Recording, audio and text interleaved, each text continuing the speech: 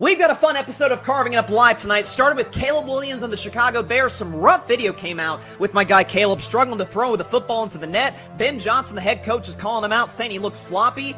Not necessarily bad news for the Chicago Bears. It just could be some delayed good news. Get to that to start the show. Also going to talk about Shedeur Sanders. Browns announced he's going to start the first preseason game against the Carolina Panthers later this week. Why it is a golden opportunity for Shedeur to at the very least get the backup QB job in Cleveland. Jerry Jones is trying some old school negotiating tactics with Micah Parsons and some shady business. More on that. Also talk about Aaron Rodgers and the Steelers, my beloved Steelers. Some rough practices against Pittsburgh's defense. And at the end of today's show, it's Wednesday, so Bryson's Best 10 is back with my top 10 quarterbacks in the National Football League. We got a loaded show for Carving Up Live, so let's drop the beat, baby. Here we go.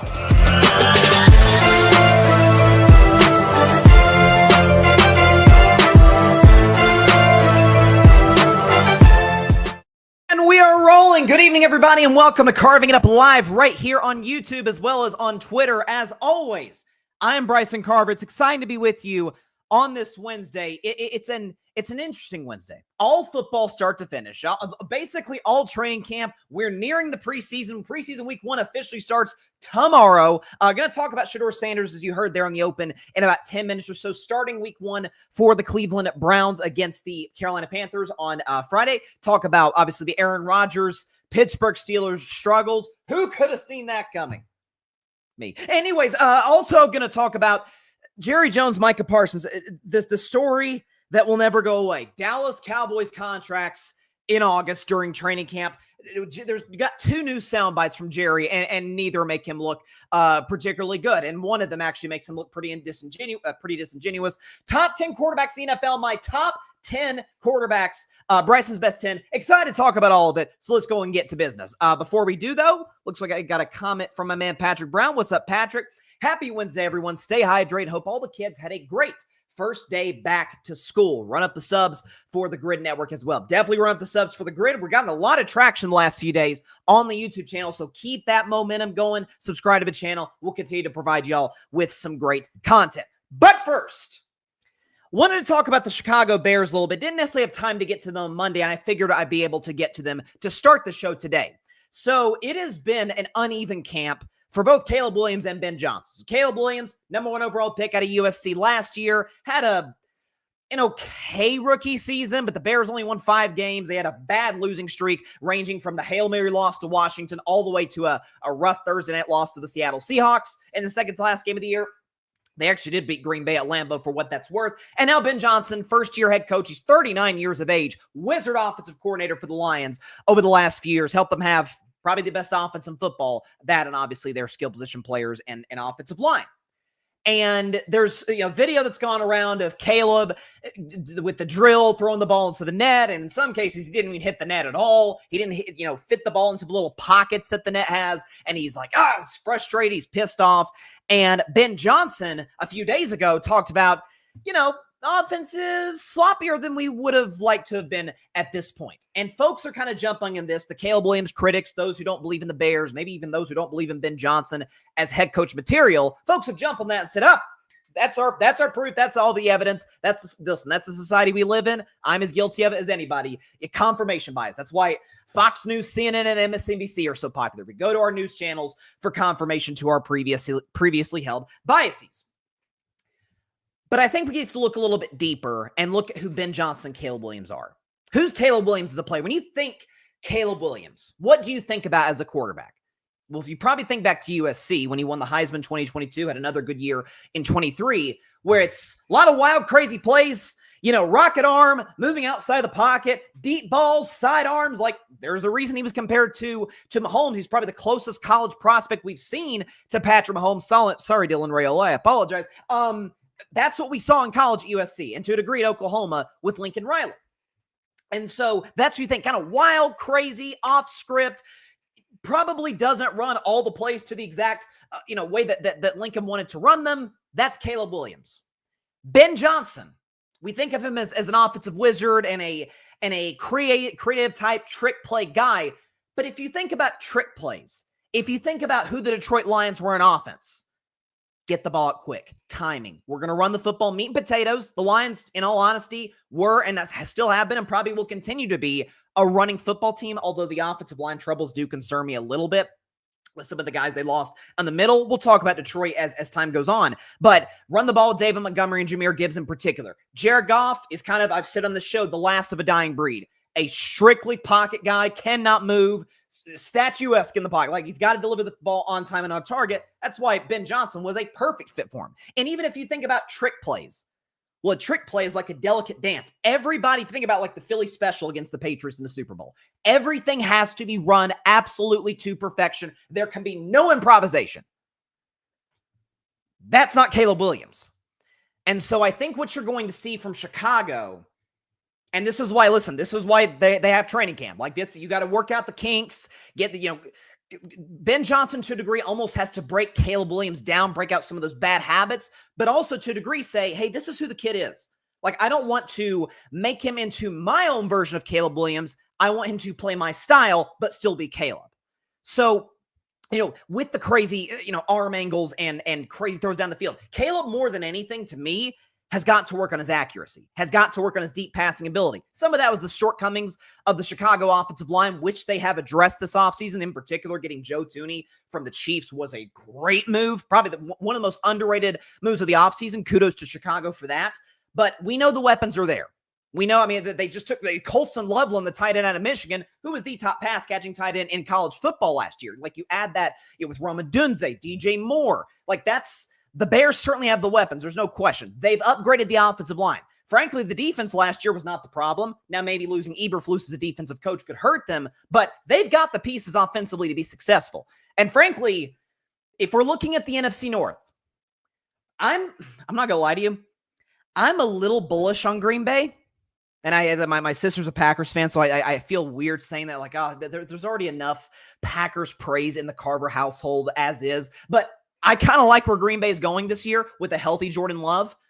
Minnesota, who knows what J.J. McCarthy is? I don't know. He's a guy who, in college in Michigan, overly reliant on the running game. And as for Detroit, they probably got better on defense, or certainly better than what they were. Last year, they were atrocious at the end of the season on defense because they were hurt across the board. Well, now they made some moves in the offseason, got the corner from the Jets. They got some nice pieces in Detroit, but losses on the offensive line. And they lost both coordinators. Remember how much that hurt Philadelphia when they lost both their coordinators to be head coaches a few years ago? Like that residual effect will affect Detroit. I think they'll be an excellent team, but they're no shoo-in to win the NFC North. I'm not trying to make it look like the division, which might very well be the hardest in football, is easier than it is, but it's on the table for the Chicago Bears. Think of all the close games they lost last year. You don't think an improvement at head coach and offensive line can correct those things? And by the way, there's been, for as viral as the Caleb Williams net video went on social media and the Ben Johnson, the offense is kind of sloppy, for as much play as that got, especially in Chicago, there's been some other footage lately of Caleb throwing downfield. I think it was to Odunze, if I'm not mistaken, down the left sideline. Just a gorgeous on the money deep throw. Like, we know the kid has the talent in him. That's why I loved him as a generational talent out of USC. Like, there's certain tangible qualities that this kid has. Most guys don't. There's a reason he's the first overall pick in a pretty stacked quarterback class of Daniels and May and all of these guys. But some of this is going to be a learning curve. Some of this is going to be a growing process for Caleb, playing with a more structured but really smart offensive coach. And some of it's going to be a learning process for Ben Johnson because he's never really worked with a quarterback like Caleb Williams. Like, he was praising Tyson Bagent, who's the backup quarterback in Chicago, serviceable backup. And he was like, he comes into work every day. He's ready to go. It's like he runs the offense. He goes his progressions. That's the type of quarterback Ben Johnson's used to, so he connects more with Tyson Bagent. Not the case necessarily with Caleb Williams. And so, listen, if you look at Chicago's schedule this year is pretty difficult, just because they play in arguably the toughest division of football in the NFC North. But just look at Chicago's schedule this season. Week 1, they start on Monday Night Football against Brian Flores-led defense. Then they go to Detroit. That's Ben Johnson's homecoming. Dallas, okay, that's at home. At the Raiders, at Washington. Like, there's some games against some bad defenses and good defenses. I think around mid to late October, you'll start to, whether the Bears are a playoff team or not this year, I think the number one goal for Chicago, a Bears fan can come away from the 2025 season feeling satisfied if it's, oh, okay, he's grown. He's significantly better than his rookie year. Because the fact is this, folks, and this is where the pressure's on Caleb. Because the offensive coach is there, the supporting cast, skill position players, O-line, all of that is there as well. All of the great quarterbacks, the great quarterbacks in the NFL today, they popped by their second year starting. Patrick Mahomes, second year starting, won the Super Bowl. Okay, Joe Burrow went to a Super Bowl second year starting. Josh Allen, second full year starting, start to finish, almost won league MVP. Lamar Jackson, second full year, won league MVP. Like, those are the big four quarterbacks we think of. Jaden Daniels popped immediately. Dak Prescott immediately. Herbert, all of these guys. Jalen Hurts, second full year as a starter, got the Eagles to a Super Bowl.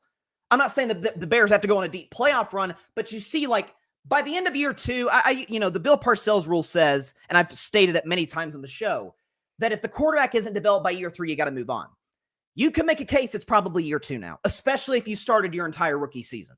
So that's the pressure on Caleb. But I think around mid to late October, you'll see that progression from him. You'll see it from Ben Johnson. The offense will be more in sync. Obviously, a lot of this is about staying healthy, but I like where the Chicago Bears are going. I wouldn't panic with the quotes from Ben Johnson, the viral net video. There's some other viral video, Caleb, where he looks really good and more accurate than he was in his rookie season. So I think Chicago's going to be just fine. I just think it's two different personalities. There's going to be a learning curve. And I think they'll work out. Let's see. Patrick, crazy as it may sound, Chicago doesn't have the personnel as Ben Johnson had in Detroit. It's going to be up and down for Chicago. The fans won't have patience in Caleb's sophomore season. Patrick, Chicago's offensive line has been the biggest issue. No matter the head coach or quarterback, it's makeshift. If they can't protect Caleb, it's going to be the same song and verse. Yes, but again, they have drafted the O-line, my man Darnell Wright out of Tennessee a couple years ago at tackle. They brought in Joe Thuney. They've got dudes on that O-line. It's better than it was last year, as long as it stays healthy. Patrick, with the fourth place schedule, NFCs and AFCs, plus New Orleans, San Francisco, it's going to be the toughest fourth place schedule, not to mention their own division. And again, listen, playing in, we talked about your fears. I feel like the AFC North was the toughest division in football, and it's still tough, but Cleveland's bad. Baltimore's a contender. Cincinnati's trying to get back to that. Pittsburgh is mid. But the NFC North is the only division in football. Honest to God. Am I missing one? If you told me the Saints won the NFC South, I'd be shellacked. Saints, I think, might be the worst team in football this year. I really believe that, along with Cleveland. But looking at every single division, maybe you could convince me on the AFC South. But the NFC North is the only division where if you told me any of the four teams won, yeah, sure, I could see it. Minnesota did win 14 games last year with Sam Darnold, who I think is more talented than McCarthy. I have not been a McCarthy believer since he was at Michigan. I think he's overly reliant on a run game, but hey, Minnesota has a very smart coach in Kevin O'Connell. Aaron Jones is the running back, good O-line, all of it. So he very well could be successful. I wouldn't be shocked at all. I've called him a lesser version of Brock Purdy, and you guys know I'm not a huge believer in Purdy, more so than I am the system around him. But Green Bay, again, I kind of like Green Bay this year. I don't know what it is. Like the young receivers, they finally may actually have a number one, a guy I loved out of Texas in Matthew Golden. I remember my sister when the Packers drafted Golden when I was live on our Grid Network draft show. She was like, we already got a bunch of receivers. I'm like, but you don't have a number one receiver. This kid could be it. And the reports out of Green Bay, this kid looks good. So I like Green Bay. Again, I've been very bullish on the Detroit Lions. I think I was the first guy ever to be like, hey, watch out for Detroit. And I said in April of 2023, rather. In 9 months, they'll be in the NFC Championship game. And what do you know? That's exactly what happened. So let's see what we got. Tim, who, by the way, Boss Support Summit, comes on at the top of the hour. Check it out. Our Red Sox are rolling, Tim. I said at the time of the draft on the 8 o'clock spot, Caleb Williams is wildly overrated and will not be the best QB of the top three quarterbacks in the 2024 draft. I think he already is. It's hard to say already. It's only been 1 year. And obviously, Daniels is the runaway thus far. We're only a year in. Listen, I felt coming into the 2023 draft, CJ Stroud was the best, but I said the gap between him and Bryce is not as big as what their rookie years would indicate. And then Bryce got hot at the second half of the season. I'd still take Stroud just for size advantages and whatever the case may be. Bryce is an okay in developing, quarterback. Probably not the number one overall pick, but Bryce will be fine. I'm a believer in Bryce Young. But listen, smart offensive coach, O-line, receivers. Again, if he doesn't work out, that's on Caleb. So, because I'm a believer in Ben Johnson as a play caller, and I think his loss in Detroit will be felt. There's no question about that. Last comment, then we'll move on from my man Alfred Parsar Jr. Metropolitan Report, by the way, at 8 p.m. Eastern. Check his show out. Subscribe to it. Caleb was never a leader. Don't forget the tantrums he threw at USC when he didn't get his way. Absolutely fair criticism. And the way I've viewed that is because the biggest issue I had with the net video is the reaction after, is the harping on, is like, kind of just harping.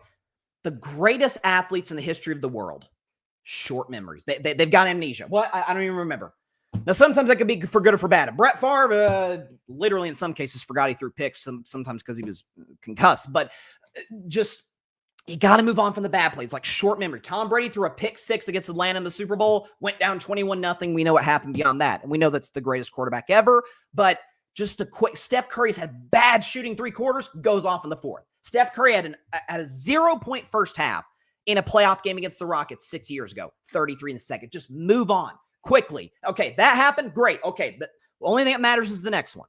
That's my biggest issue with Caleb, and I think that's something he'll progress. Because thus far, what I'm hearing out of Bears camp, from a leadership perspective, teammates love him. So I don't think that's as much of a concern as folks are making out to be. My only intangible concern with Caleb would be, okay, does he move on from the bad plays fast enough? Because quarterbacks, more than any other position, you have to. Quarterback and receiver. There's no, and defensive back, you have to. All right, speaking of young quarterbacks and young polarizing quarterbacks, Shedeur Sanders. So Kevin Stefanski, Browns head coach, he announced that Shedeur is going to start for the Cleveland Browns in their first preseason game against the Carolina Panthers on Friday. Again, makes that game all the more fascinating. This is what we kind of want to see with these first few preseason games. So Shedeur, obviously the big story, falling in the draft. I said before that 2025 draft, he was my second best QB on the board to Cam Ward. I do think Cam Ward still is more talented, better arm, moves better than Shedeur. My case for why Shedeur was number 2 is, well, he's lived the NFL life. He had to deal with the bad offensive line in Colorado. He did not have a run game. He had to deal with the scrutiny and attention that comes with being Deion Sanders' son. Like all of those things, like he's used to the NFL life, obviously not against NFL talent, but you're never going to face NFL talent unless you're in the SEC or Big Ten until you get to the NFL level. SEC, Big Ten are like minor league NFL, if we're being honest. And so he's getting his opportunity now. I don't know how long he's going to play because the Browns have 5 quarterbacks in their roster, not including Deshaun, but Deshaun's not playing this year because he has an Achilles injury. Joe Flacco, Kenny Pickett, Shedeur Sanders, Dylan Gabriel, and they just signed Tyler Huntley the other day. The only reason they signed Tyler Huntley is to bring in some quarterback depth because Dylan Gabriel has a hamstring injury and Kenny Pickett has an arm injury. So it is overwhelmingly likely we will not see Gabriel, who was picked before Shedeur in the draft, and we won't see Kenny Pickett, who the Browns acquired from Philadelphia in their first preseason game. So my guess is Huntley probably plays like the third, maybe late third, and then all of the fourth quarter. Shedeur's probably going to get all of the first half. Maybe not with all the first team guys because Sean McVay ruined the preseason years ago where it's out. I mean, the only guy who really consistently plays his starters in the preseason is Andy Reid. And I'm still like, but it's Andy Reid. He's the best coach in football. Who are you to question him? Point is, this is a prime opportunity for Shedeur Sanders. This. I'm not saying it's as good as he'll ever get, but by the Browns' next preseason game, Pickett might be healthy and Gabriel might be healthy, and therefore Shedeur's opportunities will be cut. Because what I think is going to happen is Joe Flacco's going to be on the roster. Old man Joe, he knows the offense. He helped the Browns get to the playoffs a couple of years ago. Joe Flacco's going to be the starting quarterback in all likelihood, unless somebody blows the Browns away. And even still, if you've seen the first half of their schedule, it is brutal. So, you don't want to put any of the 2 rookie quarterbacks out for the first 6 to 8 games. Flacco's going to be the starter barring injury. My guess is they probably move Kenny Pickett. At that point, if you're going to keep one of the young guys, obviously Joe Flacco's already there. Snoop Huntley has NFL experience. He stepped in for Tua and for Lamar Jackson in the past. Pro Bowl quarterback, by the way. Thank God they got rid of the Pro Bowl. Anyways, Shedeur will never get a better opportunity than this in the preseason. Gabriel's got a hamstring. And by the way, Gabriel, according to reports, has not looked good at camp. Like the size has hurt him. Again, the hamstring, we know how long those can linger. Kenny Pickett, listen, I know as a Steelers fan, we all know who he is. He's undersized. He moves okay, but he's not very accurate. Decision-making is poor. Like, we know who Kenny Pickett is. He's not going to be the long-term starter in Cleveland. This is your opportunity. Listen, I said about Shedeur after he was drafted by Cleveland. First of all, I thought it was absurd he fell as late as he did in the draft. I thought it was absurd that Dillon Gabriel, who's smaller and had way more to work with at Oregon than Shedeur had to work with at Colorado. I thought it was crazy that Tyler Shough, who was a longer-term starter and had an injury history, went over him. And I thought it was crazy that Jalen Milroe went ahead of Shedeur Sanders. Jalen Milroe is probably more talented, has a higher upside, but dear God, was he inconsistent in Alabama. He's like a lesser Anthony Richardson. Probably more accurate because everybody's more accurate than Anthony Richardson, but that's the mold. Like, I was like, Seattle, I don't know about that one, man. I probably would have taken Shedeur to back up Sam Darnold for a couple years. That might have been a good spot for him. He obviously didn't help himself, and I talked about it on the show a couple months ago with the deal, being cited for speeding 100 miles an hour. I ripped him on the show. I said, listen, there is few things that an individual can do that is more dangerous to anybody than going too fast. Could have killed somebody, could have gotten yourself killed or seriously injured. Ripped him for it. The good news is, got an opportunity to bounce back. And all the reports in Cleveland, again, teammates like him. He's performing well. Myles Garrett had some good things to say about him. Myles Garrett, best player, obviously, on the team, one of the best in the league, leader of that locker room. He likes what he's seen from Shedeur. Shedeur's outperformed Dillon Gabriel in camp. With all of the pressure that, on the Browns to play this kid, and let's get Shedeur out there. He was underdrafted. Now's your opportunity. I think he's going to play well. I'm pulling for him. I'm rooting for him. Kevin Stefanski, even with a vanilla game plan that preseasons obviously consist of, I think he's a really smart young man. And he's adjusted to multiple different systems. I think he'll perform well against Carolina. And if he does, I think the goal for Shedeur, be Joe Flacco's backup in week 1. Like, Shedeur has to know, it's like, I'm better than Dillon Gabriel. Kenny Pickett, what else Kenny Pickett done in the NFL? He bombed in Pittsburgh. He was Jalen Hurts' backup in Philadelphia. Like, what's this guy done? And Tyler Huntley, he's there for quarterback depth. He'll probably end up being the Browns' emergency quarterback. And again, I don't think Kenny Pickett will be a Brown in a month. I think they're going to move him. So that they just wanted to see what they had. They didn't know they'd draft 2 quarterbacks. Who drafted Shedeur? Who knows? Owner, GM, coach? No one really knows. Probably the owner, Haslam, but we'll see how it progresses. I'm pulling for the kid. I thought it was crazy town that he fell as low as he did. I hated for his sake that he ended up to Cleveland, where, along with the New York Jets, the place where all young quarterbacks' dreams go to die. Baker Mayfield had a great quote about that in the New Heights podcast when the Kelsey brothers asked him about Cleveland. He's like, yeah, that's not my problem anymore. It's like, yeah, it's not. You survived it. You came out in one piece. So, pulling for Shedeur. I really am. Let's see. Alfred, with Deshaun Watson injured for probably the year and Jameis Winston out of town, the Browns probably start Joe Flacco to begin the year and then replace him midway should they lose. Door is a wide open competition. Again, this is the opportunity you could hope for. The fact that he's getting the start, in large part, in some cases, due to the injuries around him, here you go. Sometimes, listen, it's the Eminem song, one shot. Sometimes that's all you get. I'm not saying that's the only shot Shedeur's going to get. It might be the best one he gets, though, at least in Cleveland. So I'm pulling for him. So let's see what we got. Patrick, Browns can't get the most important position right. 1 million quarterbacks and counting. Well, that is, there's the famous jersey at the tailgates with, all the names at the back of the jerseys. All right, we'll be back in just 1 minute on Carving Up Live. But when we come back, this Jerry Jones, Micah Parsons saga, I'm sure this is going to shock everybody out there, but it's got a whole new wrinkle. And Jerry Jones negotiating like it's the 1980s. Quite literally. You'll hear what he has to say and what I have to say in response in just 1 minute. Stay tuned.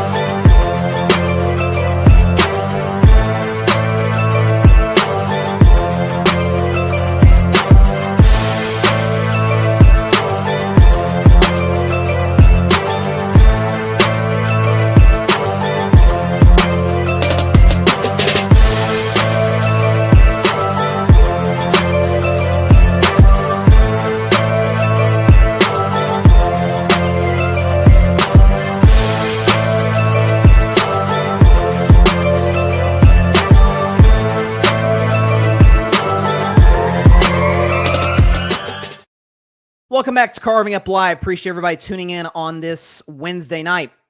We're going to have next Monday on the show, because we're not going to be doing a show on Friday for the next few weeks as we get closer to football season. We'll go back to 3 shows a week on Monday, Wednesday, Friday, the way we've been doing the last couple of years. But on Monday's show, before we get to our next topic, my man RJ Ochoa, who covers the Dallas Cowboys on SB Nation, blogging the boys, he will be joining the show. It'll be a pre-tape show at around 6:30 p.m. Eastern Standard Time. So definitely stay tuned in for that. I cannot wait to get his thoughts on the Dallas Cowboys. He's very plugged into the organization, so you'll want to hear what he has to say. So he'll be on the show on Monday, trying to also get another special guest for Wednesday's show. More on that, later. We're trying to, get that lined up, but I think you'll definitely want to stay tuned for that and the potential of our guests on Wednesday. But RJ Ochoa, 6:30 Eastern on Wednesday's show. The show will be pre-taped. So if RJ's seeing this, he's like, wait, you said it was at RJ. We're recording earlier. It's going to air at 6:30. So very excited to have him on the show.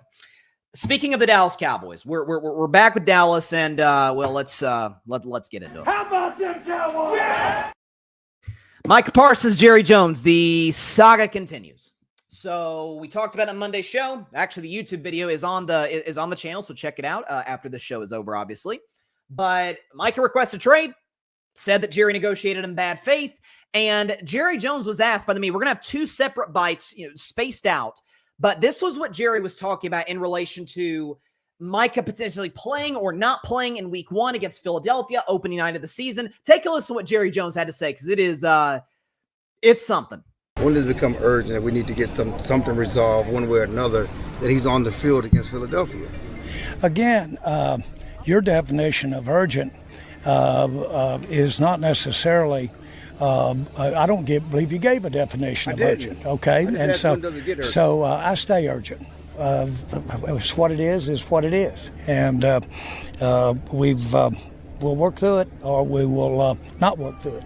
Okay. Any confidence that he will be on the field against Philadelphia? Again, no, absolutely not. Okay. That has to. A big part of that is his decision. Okay. How would I know that? I'm just saying. No, but I'm urgent. He's urgent. If you were urgent, Mr. Jones, why haven't you spoken to Micah Parsons' agent? We are, let's see, it is August 6th, and if my calendar serves me correctly, it would appear that the Dallas Cowboys and Philadelphia Eagles play in less than a month. 4 weeks from tomorrow, season starts in Philadelphia. It's against the defending champions. Feels like it should be pretty urgent. Now, maybe, again, I am leaving it out there because I got played last year by Jerry Jones. Never again. Because I was thinking, man, is the biggest Dak Prescott fan on earth. Oh my gosh, he's going to be a Steeler. He's going to be a free agent after this year. The Steelers are finally going to have their franchise guy. And then he signed the biggest contract in NFL history the day of the Cowboys' first game of the season against the Cleveland Browns. So it was a stab in the chest for sure. So I'm leaving that out there. It could be the Cowboys fly to Philadelphia without Micah Parsons, and then the morning of the opening game, breaking news, Micah Parsons, the highest paid non-quarterback in NFL history, he is on his way on a private jet with Mr. Jones, headed to Lincoln Financial Field to take on the defending champs to kick off the season. That is still on the board. I'm not getting played again. But if that is not the case, if this is not just a publicity stunt by Jerry, which could be, but if it is not, again, I ask, what about your actions would indicate that you're urgent? By the way, in the last few days, last week rather, Jake Ferguson, tight end for the Cowboys, good player, signed an extension. So you're talking to Jake Ferguson's agent, you're talking to, Jake Ferguson's representation, get him locked up on a long-term deal. By the way, smart move. Ferguson's a good player. And no communication with potentially the best player in your team or his agent. Doesn't seem to be that urgent. The more damning clip, and this is the one that's kind of been making the rounds in the last 24 hours, because it is, I talked about on Monday how Jerry is like most of that age, because that's what humans do, is declining. Just take a listen, because man, it makes Jerry look really outdated. All right, let's talk about the negotiations real quick. It's my understanding nothing was put in writing. So how would you describe a deal getting, so to speak, done and then walked away from? I bought the Dallas Cowboys with a handshake. Took about 30 seconds, And I gave the numbers, shook hands. The details we worked out later. As a matter of fact, one of the details involved a lot of money, and we had to flip a coin over that. But the fundamental, I'm buying, and you're going to sell it to me for that range, that's done. And those are done with eye contact and handshake. Okay. He's not entirely wrong that a lot of deals in business do get done over dinner, over, conversations, be it with a handshake, be it over the phone, whatever the case may be. He's not wrong on that. But Jerry Jones is trying it. By the way, that was Jane Slater, who does a fantastic job of covering the Cowboys, who was interviewing with Jerry in that clip. Jerry is trying to spin a narrative, which has been refuted by Micah Parsons and his camp. And that's what we know, that this quote-unquote handshake, if this did indeed occur, happened with Micah's agent. See, folks, I'll be honest, if that was the case, if Micah Parsons, hey, handshake deal, like it's not official, but we've agreed to the terms of the contract. Oh, and then he asked for a trade, then he asked for more out of nowhere. I thought we agreed to it. You said, which that happens occasionally. That's called negotiating. It's kind of, dirty negotiating, but that happens from time to time. I'd be on Jerry's side. It's like, Jerry thought you had a deal. And by the way, again, this is the manipulative personality that this man can at times be. Who's to say what that conversation was like with Micah other than Micah and Jerry? I don't know if there were any other people present, anyone else of the Jones family, Steven, Charlotte, anyone else, Micah's family, who knows? But who's to say that this wasn't, I would like to stay in Dallas. We know Micah Parsons, how vocal he's been. He loves being a Cowboy. He loves the star in the helmet and playing in the biggest games on national television and in the playoffs and all of it. He loves being a Dallas Cowboy, or at least loved being a Dallas Cowboy if you're going off of his most recent statement on social media. Who's to say that wasn't just a casual? I'm not saying it was or wasn't, but who's to say that it wasn't just kind of a casual, yeah, I'd love to stay in Dallas, Mr. Jones. Let's get it done. And Jerry's like, we're going to pay X, Y, and Z. And Michael's like, heck yeah, that sounds great. But you got to communicate with the agent. And by the way, this is kind of disingenuous on Jerry's part, where he says, hey, when I bought the Dallas Cowboys, it was eye contact and handshake with the previous owner, not the owner's family, not one of the minority owner groups, none of that. No, with the previous owner of the Dallas Cowboys. They agreed to the deal, to the sale, to Jerry. Like, these are false equivalencies that he's presenting. And again, this is a negotiating tactic that is, again, outdated. I mean, this is 1989 stuff. Again, not saying that handshake and eye contact is outdated in regards to business, because it's not.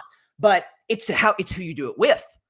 He did not make eye contact, handshake with Micah Parsons' agent. He did with Micah. And by the way, who knows what that conversation was like? Well, not sure we'll ever know. It's going to be a he said from Micah and Jerry, Micah's camp and the Dallas Cowboys as a whole. It's just all of this. When something doesn't make sense for a long period of time, in large part because the people behind it have a history of doing a lot of things that don't make sense and they don't end up working out in the long run, you're probably right in questioning it. In other words, this form of negotiating or this form of dragging out, these contracts. Jerry waited forever to pay Dak. By the way, twice. Let a bunch of quarterbacks get paid, then finally paid Dak more than he had to. Same happened with CeeDee Lamb. A bunch of receivers got paid, then he paid CeeDee Lamb. You didn't have to. You could have gotten him cheaper. This is why I get really, really ticked off years ago when they were talking about Dak should take a hometown discount. If you paid Dak sooner, you wouldn't have had to pay him as much as you'll have to pay him now. Like it's just a form. And by the way, again, Max Crosby got paid. Myles Garrett got paid. TJ Watt got paid. Micah Parsons like, I'm in that. I mean, I'm in that tier. I'm consistently number one in the NFL in pressures, and I'm the best player on the defense. If you take me off the Cowboys defense, that's one of the worst defenses in professional football in 2025. You need me. There's nothing about this that makes sense, and that's probably because it doesn't. Because Jerry actually doesn't know what he's doing. Because Jerry's relying on a form of negotiations that is kind of stuck in the past, and he's not even doing it with the right people. Maybe I'm going to have to pick my Jerry. Either he's trying to screw Mike over, which is possible, or he really thinks this is going to work. Which it could, by the way, because it has in the past. Maybe we're all fools. I don't know. But it's Jerry Jones we're talking about. Alfred. Jerry Jones has too much pride, if you ask me. Micah Parsons is elite, and he's making a really bad mistake in negotiating in bad faith like this. I do agree. Hold on, pull up Patrick's comment in a second. He said, but Jerry won't realize, nor do I think he cares. He will continue to pour salt on his sausage and egg and cheese McMuffin that he eats every morning for breakfast. That was pretty disgusting on the Hard Knocks. That was too much salt, Jerry. Patrick, when Des Bryant and Rock Nation entered the conversation, X-Man spoke the truth and how it went down during his contract negotiations. It's why does he feel he needs to drag it out like this? Is it for the attention?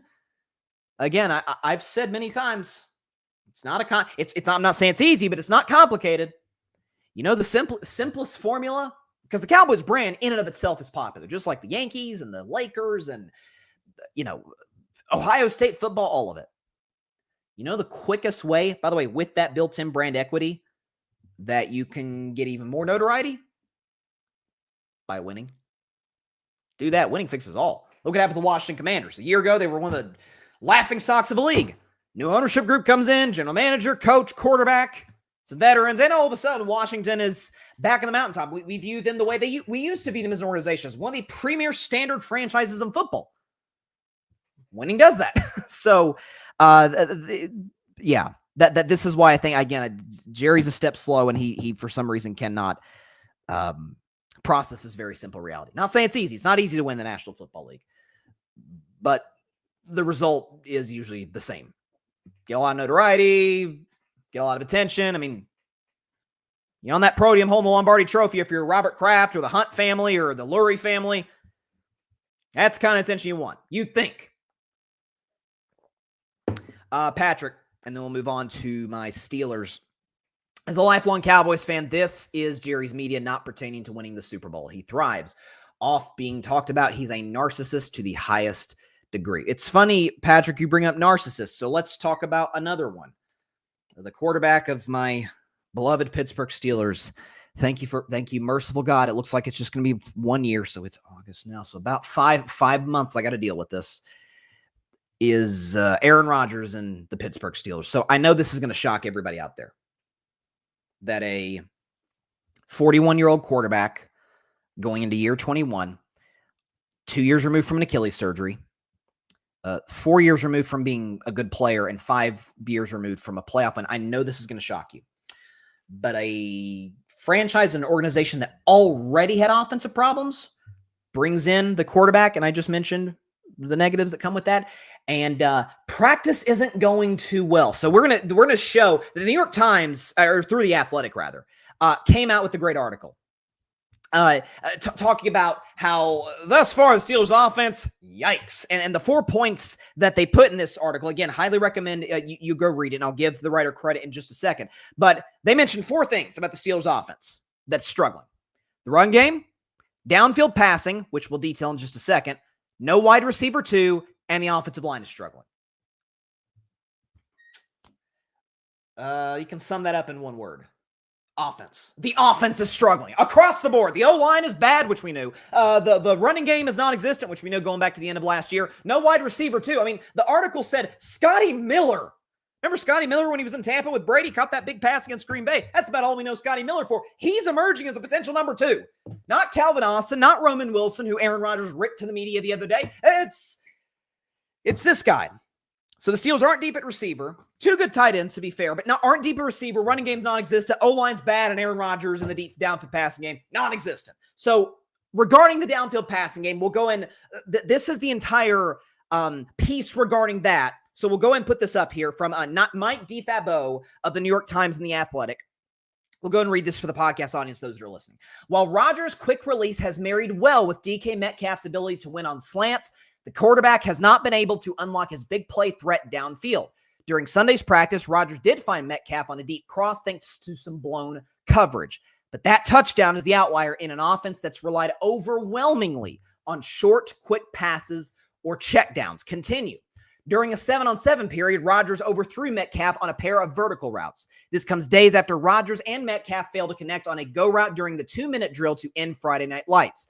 The only other memorable deep ball between the two in team periods also fell incomplete about a week ago when Rodgers' pass fluttered out of bounds as Joey Porter Jr. stayed in Metcalf's hip pocket. And then finally, last year, Rodgers completed 35.4% of passes with 20-plus air yards, which ranked 23rd. Compare that to his two most recent MVP seasons when he completed 42.9% and 40.3% of such passes in 2020 and 2021, respectively. Again, great article by Mike DeFabo of The Athletic and the New York Times. Definitely check it out.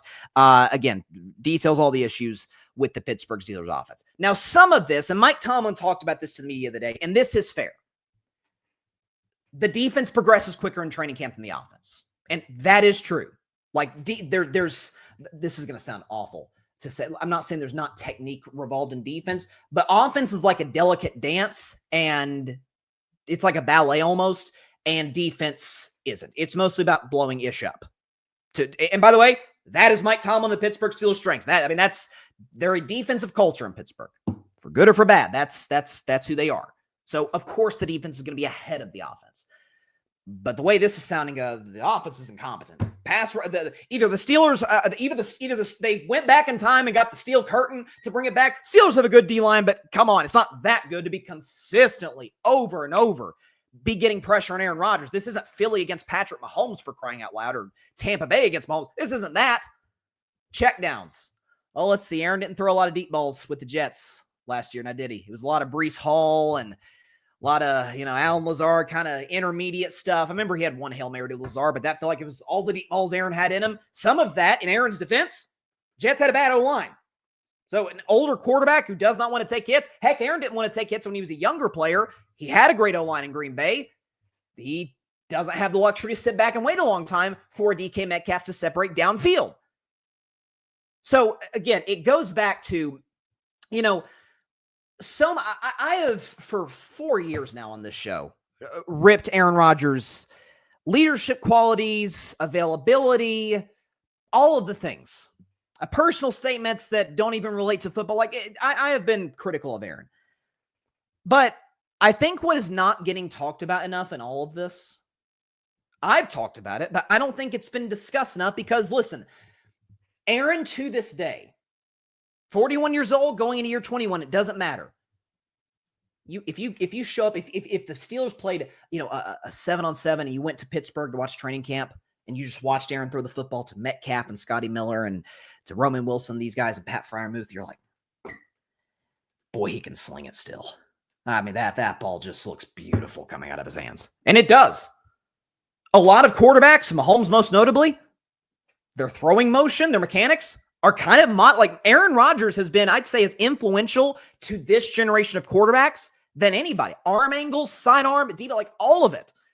His mechanics, they've done some studies on this, are actually more technically sound and more successful, can give you more free range as a quarterback. Aaron still throws a gorgeous football. He's one of the 10 best to ever do it.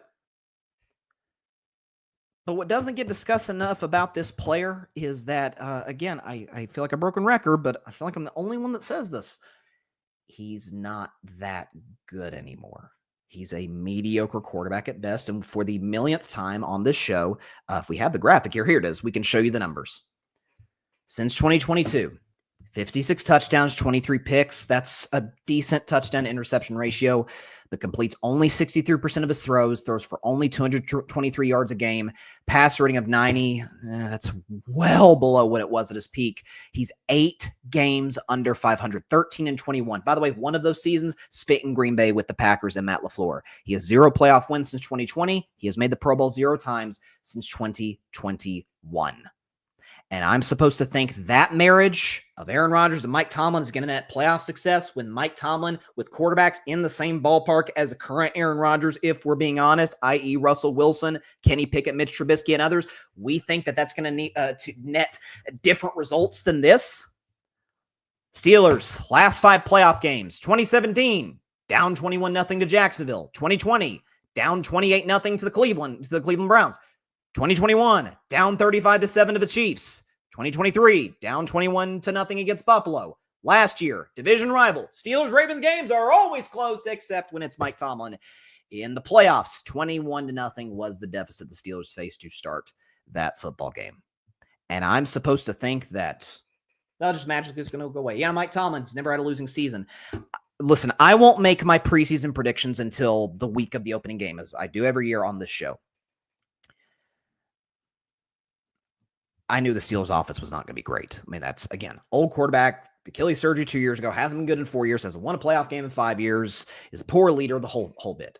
With a bad offensive line, with a limited receiving core, with a coach who just does not understand offense at all, I knew they were going to struggle. I'm considering picking the Steelers to have a losing season for the first time in the Mike Tomlin era, and I've never done that before. I've always, even before I was a Steelers fan, since I became a Steelers fan, I'm like, okay, Tomlin will get 9. He'll get 9 wins. You know, even when they sign Aaron, okay, Aaron's about as good as Russell Wilson was last year. Okay, that team won 10 games, had a 4-game losing streak at the end of the season, but they were fine. Russell threw a good deep ball. By the way, that's actually what I would have kept Russ if the goal is to be mediocre again. Just keep Russell Wilson. He at least has a connection with DK Metcalf. No, they didn't do that. They decided to go for the win now move, which Aaron Rodgers has not been a win now quarterback since I was in high school, and I mean that literally. 2021, I was a senior in high school. That's the last year Aaron Rodgers was elite at playing the position. So, I mean, these reports out of training camp are I don't know how on earth you could be shocked by them. I don't know how you could. He's old, hadn't been good in years. Steelers' offense was already limited before he got there. He can't, by the way, part of what's made Aaron one of the greatest quarterbacks ever is his big playability outside the pocket. Well, he's old now. He can't move anymore. I remember there was a game last year against the Patriots. I think it was week 3. That was the shit when he shoved Robert Saleh on the sidelines, where I was watching. I was like, dang, Aaron's moving well. It was a blip. It was like, okay, the Patriots are like the worst team in the league. That's not to be expected. And so, yeah, this is not going to work, guys. It's not. What do we have in the comments here? Got a lot of comments. Wow. Everybody's talking about about Aaron Rodgers. So Patrick Brown says, here we go. Ayahuasca Rodgers will have everyone sitting around a campfire singing The Sound of Silence by Simon and Garfunkel. They'll be in darkness retreats each week, going down unknown rabbit holes, visiting Bugs Bunny. Bugs Bunny. Wow. And what's up, Doc? And whoever else is down there. Norshek2 says Rodgers is done. Seriously. Yeah, no question. He's been done. Should have retired a long time ago. My man Alfred. I hear Mike Tomlin, Aaron Rodgers, and DK Metcalf win in a darkness retreat and summon the ghost of Franco Harris, rest in peace, while using psychedelics, playing guitar, and eating gummy bears. You guys are running with this. I'm loving this in the comments. Norshek 2, he will be out / injured by October. Maybe. I mean, as bad as that O-line is. Now, again, Aaron gets rid of the ball fast. I remember there was a year in Green Bay where he was just, I think part of this was to get Mike McCarthy fired. Just to take the snap, throw the ball out of bounds. Like, dirt it. Who cares about this play? Maybe he does that in Pittsburgh. I don't know. I don't think he's trying to get Tomlin fired. They barely have a relationship at all compared to what he had with McCarthy. It's like the classic scene in Harlem Nights when the boxer comes into the room and was asked, will he be ready? Man couldn't put a complete sentence together. That's A-Rod for you, week 1. Alfred, I hope Aaron comes back another year just for you, Bryson. Alfred. I thought we were friends. Do you really want that for me? I'll say that, I'll be honest. It would probably be great for the show. It's already going to... If you thought my Jets rants last year were... I'm not a Jets fan. I was dead on the money on the Jets last year. So I took pleasure in it. You wait till this football season. Bro, the Steelers obviously aren't a contender. If they lose to the Jets in week 1... Whoo! Oh, boy. Oh, boy. Well, what day is that? I'm looking at my calendar on my laptop right now. What is that going to be? I think September 7th, if I'm not mistaken. If it is, holy crap. September 7th. Okay, September 8th, tune into Carving It Up if the Steelers lose. I'm telling you right now. Okay, what else we got in the comments? You guys are really engaged on this Aaron topic. I love it. Norshek 2, Aaron is a drama queen. No question about that. Patrick, between Pat McAfee and smirking at the media, it'll be the same thing, same song and verse. The AARP Steelers will need extended policies and then some. Not technically sound. Nope. Patrick, here's a funny. LA Clippers and Aaron Rodgers have the oldest rosters in their respective sport. There you go. And Alfred said he'll be at MetLife for the Jets-Steelers game. I have to imagine Aaron gets booed, right?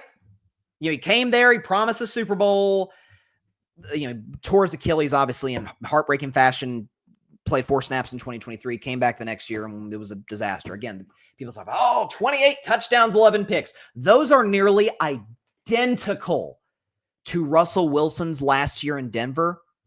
Broncos couldn't wait to get rid of him. Jets couldn't wait to get rid of Aaron. You cannot just be a box score watcher. He didn't throw that many picks. He did throw 28 touchdowns. First of all, look at who that came against. Look at the teams it came against. Look at his numbers in the games they played against elite teams. He was atrocious. Like, those numbers were against Miami and Jacksonville and the Patriots. No, he was awful. He had a terrible game against Arizona. He threw a pick 6 to a defensive tackle. Leonard Williams, against Seattle. 100 yards, by the way. He threw a pick 6 and threw the game-ending pick against Minnesota. I'm just going off the top of my head now. They scored 9 points against Denver in a game where Bo Nix had negative passing yards at the half. What else am I missing? They barely beat Will Levis and the Titans. I feel like I'm missing what. Oh, yeah, they got rocked by Pittsburgh after acquiring Devontae Adams. So, but yeah, he had a great year last year. He had a great year. Patrick, Aaron, RELAX. You know what? While we're on Aaron, we might as well play this. You done messed up, Aaron! Because he did. He did. Norshek 2, and then we'll go to break. He says, what are you hearing of Caleb in Chi-Town? Again, we open the show with it, and we'll probably upload the YouTube clip at some point this week, so stay tuned for that. Basically, again, Caleb has been erratic in practice. At least last week he was. There was the viral video with the net, and he's frustrated. He's pissed off. Ben Johnson, the head coach of the team, is like, hey, we're sloppier than I would have anticipated at this point, than I would have liked to be at this point. And my take was essentially, these are two different personalities, two different styles of quarterback, or how they like the quarterback position to be played. Caleb is a playmaker, and Ben Johnson wants you to play in structure. Like, Jared Goff was the perfect quarterback for Ben Johnson when he was the OC in Detroit. Like, it's going to be a little rocky to start the season, but I think by late October, early November, you're going to start to see it click a little bit. Caleb's too talented. Ben Johnson's too smart, and the offense is too talented. With that O-line, with the weapons, the Colson Loveland pick was a good one by the Bears. I liked Tyler Warren more out of Penn State because he's kind of an all-around tight end, but Colson Loveland fits perfectly in today's NFL. So I think the Bears are going to be in good shape. All right, be back in just 1 minute, but when we come back, Bryson's best 10, my top 10 quarterbacks in the National Football League. You do not want to miss this. Stay tuned. Carving Up Live returns in just 1 minute.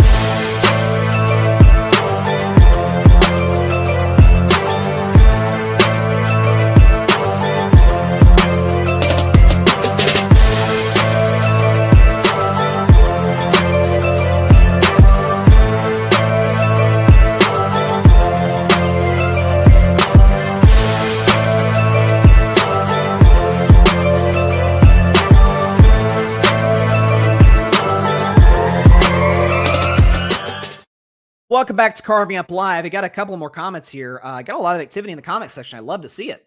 Patrick says, Steelers versus Packers. This is going to be epic. Go, Pack, go. The Carver household is going to be a tough place to be because my sister's going to really just rip me to shreds. Aviaki, I hope I'm saying that correctly. Greetings from Dallas, Texas. Greetings to you.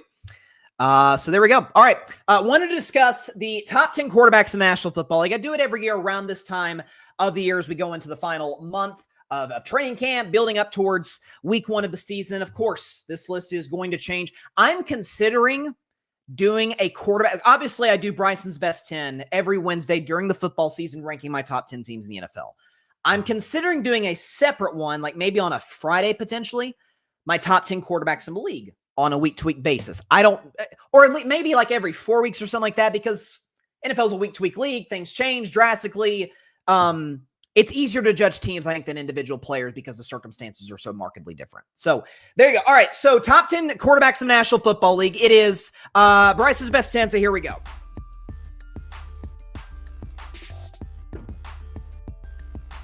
Are we ready to go? All right. We will start at number 10, the 10th best quarterback in the National Football League. Folks may think I'm having low, but it's Justin Herbert. Justin Herbert, the 10th best quarterback in the National Football League, and here's why. So listen, I hear the talent. He's one of the most gifted quarterbacks that's come in the league over the last decade plus. You look at last year, 23 touchdowns, only 3 interceptions. We know Jim Harbaugh likes to play a style of football, run first, play action, but to have a guy like Justin Herbert as talented as he is, by the way, now the Chargers have just added Keenan Allen to go with Ladd McConkey. They've already got an excellent offensive line. Like, the pieces are there for Herbert to have another big year. He's got obviously an excellent running back now behind him in Amari Hampton, who I loved at North Carolina. I actually liked him almost as much as Ashton Genty in the draft. Point is, the talent is there, but we're 5 years in. We need to have some sort of accomplishment. Like, what's the big Justin Herbert moment?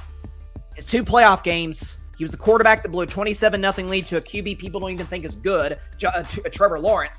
And in his most recent playoff game against the Houston Texans, I don't know, he matched and exceeded his season total for interceptions in one game against Houston, and the Chargers got blown out by a Texans team that was limping across the finish line at the end of the regular season. So this is the year, like a playoff win, like something, like an offensive player of the year, could you be in the MVP discussion? We've got to see something of substance, to something tangible other than he's really talented. With Justin Herbert, he's capable of that, but he's lower on my list than most just for that reason. At number 9, how about this guy's comeback in the last few years? It is Baker, touchdown maker, Mayfield. Baker, 9th best quarterback in the National Football League, and here's why. Do people realize he threw 41 touchdowns last year? That's despite, by the way, Chris Godwin being out for the entire second half of the season. Listen, I'll tell you this about Tampa's offense. Baker's going to put up numbers. Mike Evans is getting up there in age, but he's going after Jerry Rice's record for the most 1,000-yard seasons to start a career. You got Mike Evans. You got Chris Godwin.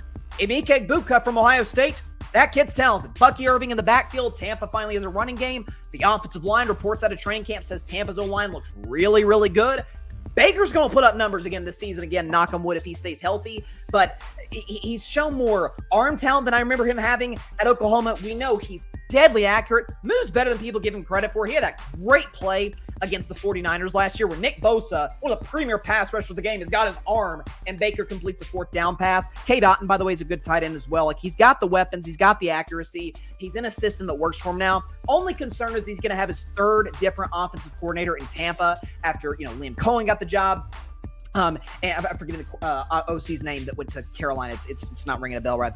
Dave Canales. So new offensive coordinator in Tampa. But again, Baker's used to different systems. That's been the story of his NFL career. He's made an incredible comeback in the league. Baker is the 9th best quarterback in the National Football League. At number 8 is my guy. Still believe in him wholeheartedly. It is my man, Rain Dakota Prescott. I haven't said that in a while. It was nice to say it. Dak Prescott, the 8th best quarterback in the National Football League, and here's why. Listen, not a good season last year before he got hurt. I believe it was like 13 touchdowns, 8 picks. Go off his last healthy season in Dallas. 36 touchdowns, 9 picks, best touchdown interception ratio in the league, was top 2 in virtually every statistical category. Completion percentage, pass rating, QBR, all of it.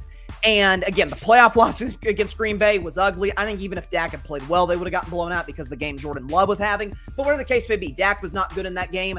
Listen, I'm not a believer in the Cowboys this year. The Micah Parsons news just gets worse and worse. The O-line has some injury struggles, and they lost Zach Martin. But CeeDee Lamb's one of the top receivers in the game. They do have George Pickens, who is emotionally erratic, to say the very least. I know that as a Steelers fan, but it's finally a legit number 2 weapon for Dak.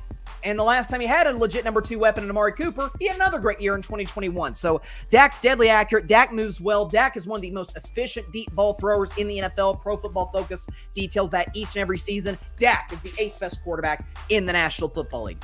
I'll be honest, Reputation goes a little bit into who's going at number 7. 7th best quarterback in the NFL, and I still believe in him. I have some questions about his health, I'll be honest. It is Matthew Stafford. Matt Stafford, 7th best quarterback in the National Football League, and here's why. So you look at his numbers last year, 20 touchdowns, 8 picks. Like, doesn't jump off the chart. Like, the Brock Purdy stands out there like, Purdy had a way better year than Matthew Stafford. Again, going back to the Aaron Rodgers segment, you cannot judge a quarterback's year just based off the numbers. It goes deeper than that.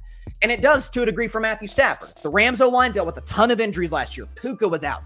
Cooper Kupp, who's obviously in Seattle now, was out. Now he has Devontae Adams. Listen, the Rams are a Super Bowl or bust team. Elite coach, elite weapons, run game. They locked up Kyron Williams long-term. The defense has an unreal pass rush, talent in Jared Verse.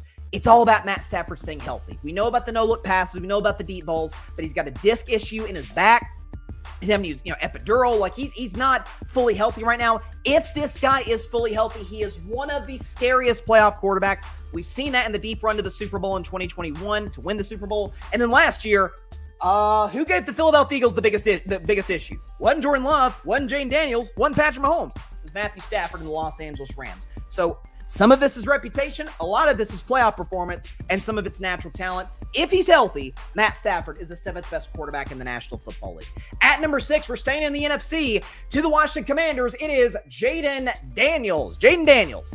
6th best quarterback in the National Football League, and here is why. 31 touchdowns in total for Mr. Daniels last season. Led Washington from a 3-win team to a 12-win team. Now, that's not all him, obviously. They the new coaching staff with Dan Quinn, Cliff Kingsbury, new ownership group, all of it. But this kid is unbelievable. We know how he moves in the pocket. We know the deep ball accuracy is there. We knew that going back to his days at LSU. But just as calm and poised as any rookie that I've seen at that position in some time, you could make a very strong case. He had the best rookie season in NFL history at the quarterback position, led Washington to a shocking run to the NFC Championship game, and Washington just got better this offseason. They need to lock up Terry McLaurin long-term. That's huge, but this kid has all the tools to be successful. Again, is it a little premature to put him at 6? Despite the fact he's only played 1 year, maybe he has a sophomore slump. I don't anticipate it. I love what the kid's made of. Jaden Daniels is the 6th best quarterback in the National Football League. This may be controversial, but I'm going to back it up. At number 5, 5th best quarterback in football is the defending Super Bowl MVP, Jalen Hurts. Jalen Hurts is the 5th best quarterback in the National Football League, and here's why. So folks may not know, he accounted for 32 touchdowns last year. I get a lot of that's tush-push, and I know like that. I hate the play too. I do. But still counts. He got in the end zone. He led multiple scoring drives, obviously, capped off by tush pushes in Philadelphia. But the biggest knock, so to speak, on Jalen Hurts is, loaded roster around him. Saquon Barkley, A.J. Brown, Devontae Smith. He's got Dallas Goedert, best O-line in the league, and he's got the deep, all of it. Fair. Cam Newton made that point, talked about it on Monday. I would have agreed with that take as recently as 7 months ago.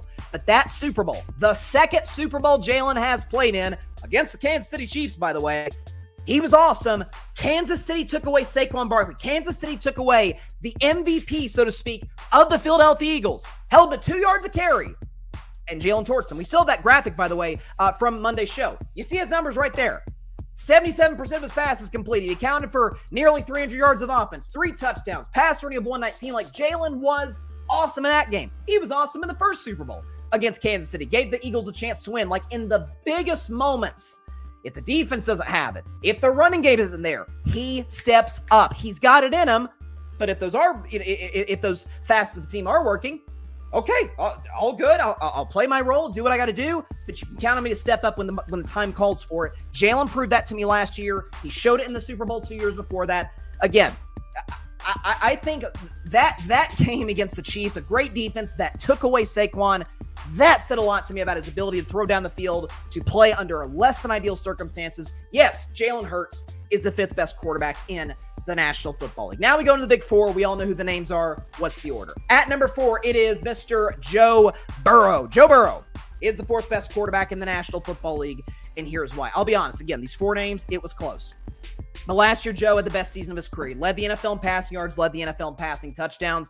The only thing that keeps him below guys like Lamar, Patrick Mahomes, Josh Allen, guys like that is, again, like there does, even if it's not his fault, like there does have to be some winning, in addition to the numbers. Again, a lot of that is the Cincinnati Bengals defense's fault. But again, he does have Jamar Chase. He does have T. Higgins. He's the most accurate quarterback in the National Football League without question. I think Cincinnati's offense is going to have another big season. I think he's going to be in the MVP discussion. The fact that he was, despite the fact the Bengals won 9 games and missed the playoffs, tells you what the kind of season this guy had. His biggest issue has been health. Knock on wood, long as this guy stays healthy, he's one of the premier quarterbacks in the NFL every single Sunday of the year. Joe Burrow is the 4th best quarterback in the National Football League. His division rival is at number 3. It is Lamar Jackson. Lamar Jackson, Action Jackson, is the 3rd best quarterback in the National Football League, and here's why. He's a 2-time league MVP. We know this. Could have easily won last year. I mean, the man had 41 pass touchdowns, 4 interceptions, and when you go back and look at those picks, not sure any of them were his fault. Now, again, those even out because there's passes I'm sure he threw last year that could have been picks. But either way, a 10-to-1 touchdown interception ratio, pretty good. Okay, again, could have easily won the league MVP, had the best QBR in the NFL last season. And to his credit, again, the biggest knock on Lamar Jackson has been the playoffs. He balled out against Pittsburgh. Again, the Steelers are a playoff disappointment year in and year out, but he balled out against Pittsburgh, a defense that knows him well. Second round, had a brutal first half against Buffalo and played quite well. The Mark Andrews drops, the fumbles, that kind of did Baltimore in, but he kind of took a step in the right direction. I think the Ravens may have the best roster in football along with Philadelphia. If he takes another step in his playoff progression, you could very well see the Baltimore Ravens in San Francisco for Super Bowl 60. He is a special player. I think all of the notions about, he can't throw as well as those have mostly been silenced. He's an outstanding thrower, and we know what the kid does with his legs. Lamar Jackson is the 3rd best quarterback in the National Football League. At number 2 is the reigning league MVP, Mr. Josh Allen. Josh Allen is the 2nd best quarterback in the National Football League, and here's why. Folks for years thought I was a Josh Allen critic, or I didn't believe in Josh Allen. I said, no, I actually am being hard on him because I do believe in him. We see the upside. We see the fact that last year he had another 40 total touchdown season. My biggest knock on Josh is, man, you're never going to cut out all the mistakes. Frankly, I want you to be aggressive, and sometimes you will make mistakes. That's called being a great quarterback. You got to take risks. But cut out there's no chance that this play works. Why are you even attempting this throw? Cut those plays out, and guess what? He did.